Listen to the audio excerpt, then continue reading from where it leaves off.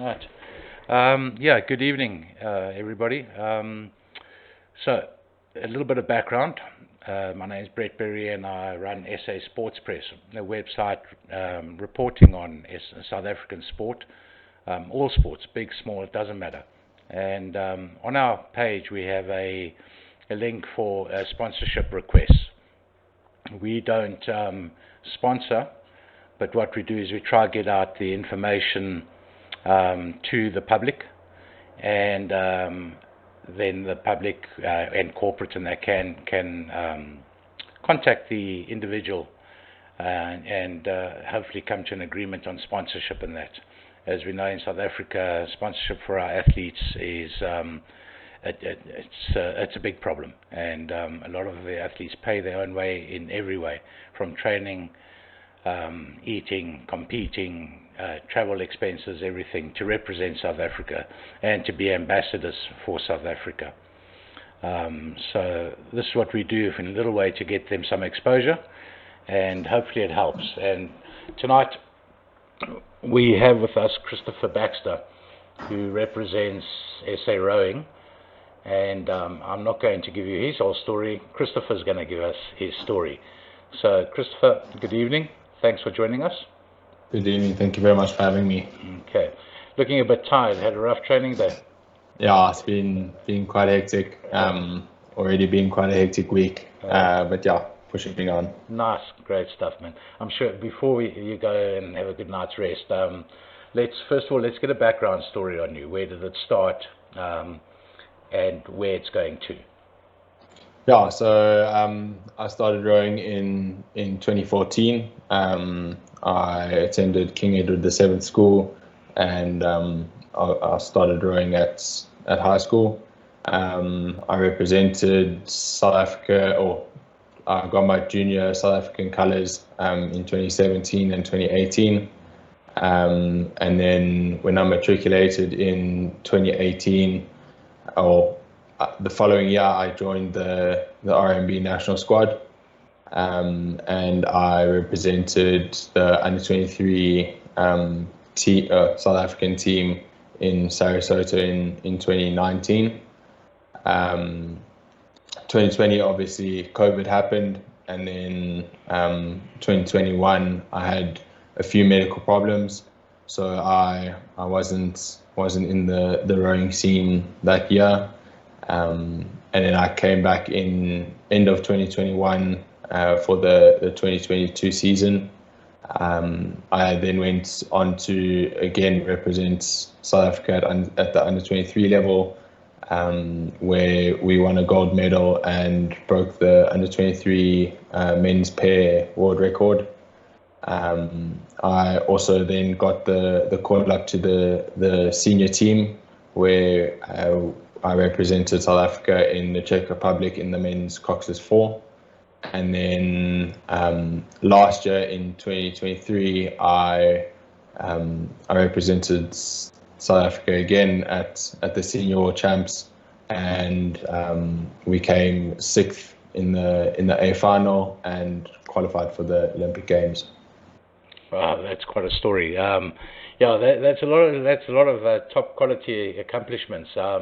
Obviously, it's a team sport, so you know you guys have obviously trained hard as a team and worked hard as a team. What was it like when you found out you qualified for Olympic Games? Yeah, it was. I mean, a feeling that I can't really explain. But yeah, probably one of the best feelings that I've had in my sporting career. Yeah. Yeah. I mean, having it was a goal since I was in school to represent South Africa at the top competition, being the Olympic Games. Yeah. So yeah, it was really a dream come true to take that step and qualify the boat for the Olympic Games. Yeah, I can imagine. I think every sportsman in the world wants to represent their country, especially at the Olympic Games. You know, it's like everybody watches it. You don't have to be interested as such in the specific sport. You know, it just gets the country going and backing their team in everything that you guys do. You know, So we're all looking forward to supporting South Africa.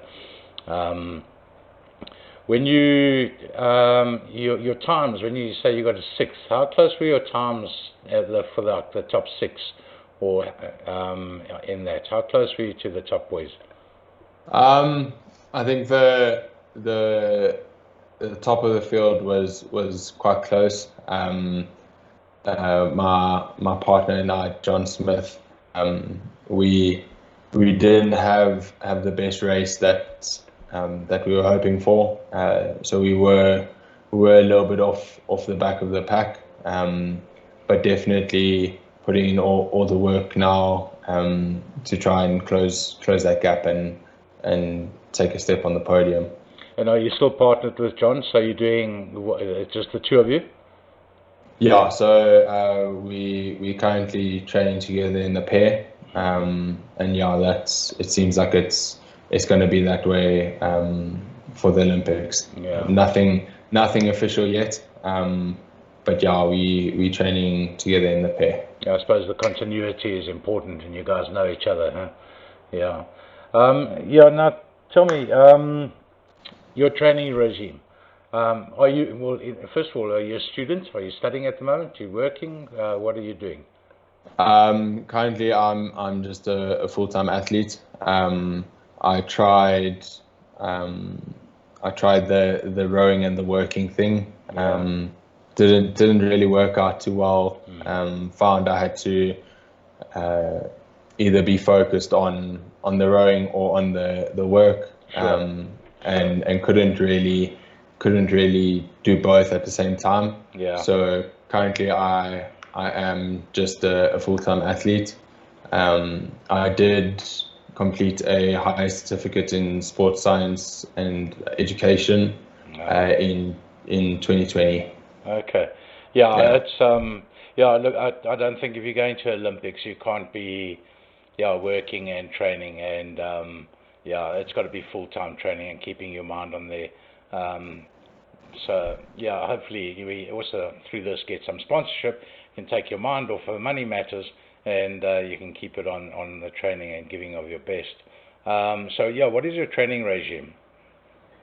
So currently we training between 6 and 7 days a week, and also dependent on the day, it's either 2 or 3 sessions a day.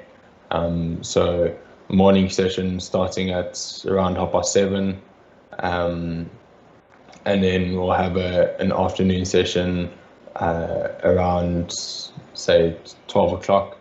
And then if we have a third session, it will be, or it'll often be later in the day. Yeah, and so it's not all on the water; it's in the gym as well. Yeah. So we've got three gym days, and then in between the gym and the rowing, we'll have some land-based training on the ergo. Yeah. And then obviously the runs and the occasional watt bikes. And who's doing all the coaching training? So the head coach is Tiago Loureiro, and then we have the under 23 head coach Tata Mokwena. Okay. Yeah, I've met him. Yeah, nice guy. Diet. Do you guys? Have they got you on a proper diet, or cheat days and a pizza days, or how do you handle that? There's no set diet per se. Really just try and get as much nutrients as we can in, especially with the long sessions on the water, burning up to over 1,000 calories in a session. So having 2-3 sessions in the day is quite heavy on the body. So just trying to replace all the lost calories. But yeah, no set diet. A lot of bras. A lot of bras and a lot of rest.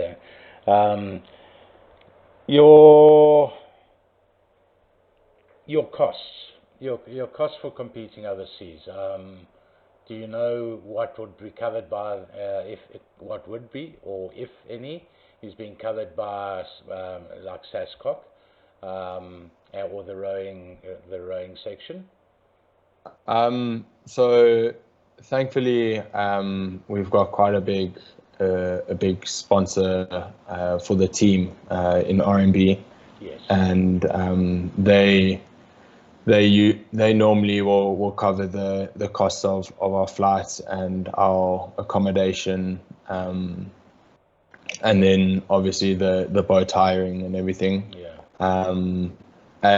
As far as I'm aware, I'm not too sure of any funding from SASCOC. I'm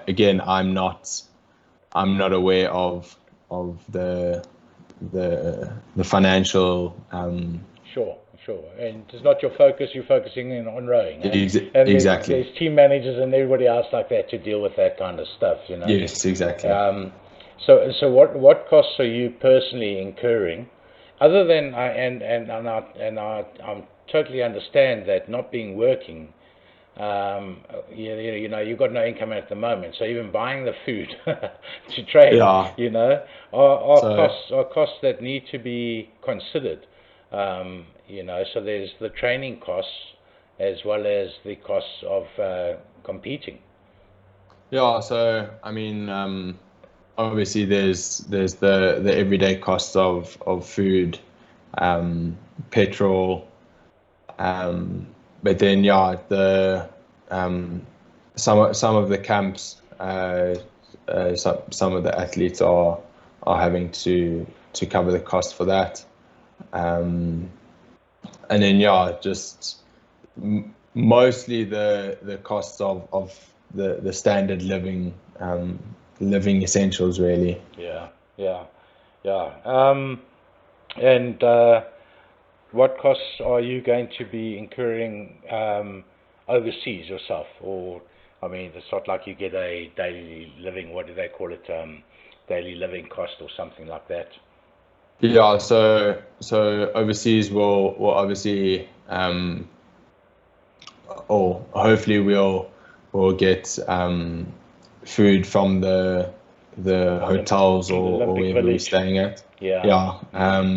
But then I think just the day-to-day things that we'd be looking at doing would probably come out of our pockets. Out of your pockets, yeah. And it's when the Olympics, they're not so long. They're not so long now, huh? The end of July. Yeah, and do you guys row early in the whole program or late? Yeah, I think we actually one of the first events, if I'm not mistaken. I think we start on the 27th of July. Okay. So we've got March. We're in March. That's done. April, May, June, boom. That's brilliant. But it's nice. It gives you something to focus on. You need that focal date and that kind of stuff. How are the other guys in the teams and that handling day-to-day living costs? Are they all pretty much in the same boat as you? Yeah. And I mean in the same boat. Or do we call it a boat or a scull?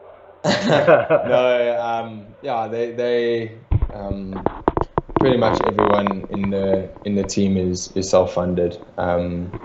Again, we do have a very luckily we have a big team sponsor. RMBs from RMB. That's so great. They've been really phenomenal. But again, day-to-day costs. Those are all coming out of your pocket. All of the athletes' pockets. And family, huh? Yes, family. What would you do without them, hey? Exactly. Yeah. No, I understand that. The way family. It's important to have that. Not only the mental backup, the physical. You're tired, you're down. Going to training's tough. Training's not tough. It's getting out of bed and going to training. Definitely. When you're there, you do it because you enjoy it. But having the family backup, and like I say, Michaela sending us the email, which is a great, yeah, it's a good thing. Yeah, so what we'll do is what I'm going to do is I'm going to put Chris's interview out on our YouTube channel. It's growing nicely, by the way, everybody. And you can, and I'm going to do what all those YouTube guys go. Click on the link, the subscribe, the like, okay, the share, and it's very important that family, friends, everybody get the message out to everybody as much as they can. Share it out there. We need to support our South African athletes in all their endeavours, and from the training days to the competing days. We need to back them. I'm a big believer in it, and hopefully through these kind of interviews we'll get you some backing, and hopefully I'm going to have soon quite a few more athletes, because you're not in the same boat once again. Yes. You are all in the same boat. A lot of people are looking for money and help, and every little bit helps. It takes a little bit of the stress 100%. off. It keeps you guys focused on training, and when you go overseas, you fly our flag with pride. We need to support that, and so we're going to get this message out there for you, Chris.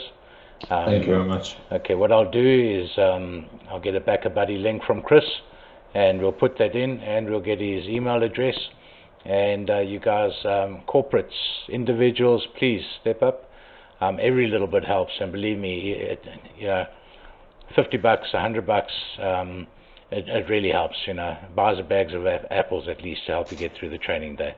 And let's get this message out there, and everybody, let's support Chris and all his teammates in their endeavors to fly our flag at the Paris Olympics. Yeah, Paris is not cheap. No, it's definitely not. No, it's not. Yeah, so Chris, I don't know if there's anything more you'd like to add at this stage. No, Okay. nothing on my side. Okay. So we'll finish off there, and Chris, we'll be in touch. Please keep in touch with me. Drop us an email, drop us a WhatsApp. Let me know how it's going. Let's push it as much as we can, and wishing you all the best with the training. And Thank you very much. Yeah, and to the team as well from SA Sports Press, we wish them all the best. We do get some rowing articles sent through. As much, if you guys want to do something, send something through about your training, have a chat, whatever the other guys want to chat, let me know. Okay. Perfect. We'll put that out for you. Okay. Thank you very much. Thank you very much. Have a good night's rest. Thank you very much, Brett. Okay. You too. Okay. Cheers, Chris. Cheers. Bye.